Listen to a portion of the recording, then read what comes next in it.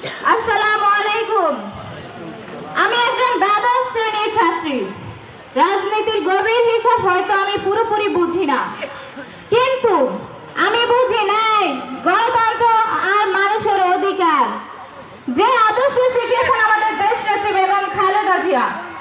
খালেদা জিয়া একটি দলের নেত্রী নন, তিনি বাংলাদেশ গণতন্ত্রের প্রতীক। বহু ত্যাগ, কষ্ট, নির্যাতন সহ্য করেও তিনি কখনো আপোষ করেননি মানুষের ভোটের অধিকার নিয়ে। তার সুযোগ্য উত্তরসূরি তারেক রহমান প্রবাস থেকেও দেশের মানুষের কথা ভেবেছেন, তরুণ সমাজকে নিয়ে স্বপ্ন দেখেছেন একটি ন্যায় ভিত্তিক বাংলাদেশ। আজ আপনারা এখানে সকলেই উপস্থিত আছেন আমাদের দেশ নেত্রী বেগম খালেদা জিয়া এবং তারেক রহমানকে ভালোবেসে। আগামী নির্বাচনে 12/2/2026 রোজ বৃহস্পতিবার সকলেই উপস্থিত থাকবেন ইনশাআল্লাহ।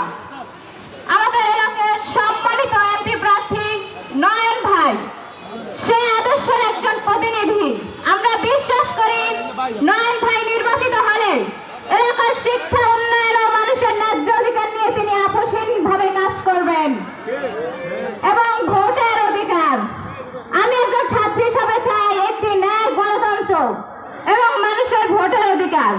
এই চাওয়াগুলো পূরণ করতে হলে আমাদের সকলের ঐক্যবদ্ধ হতে হবে।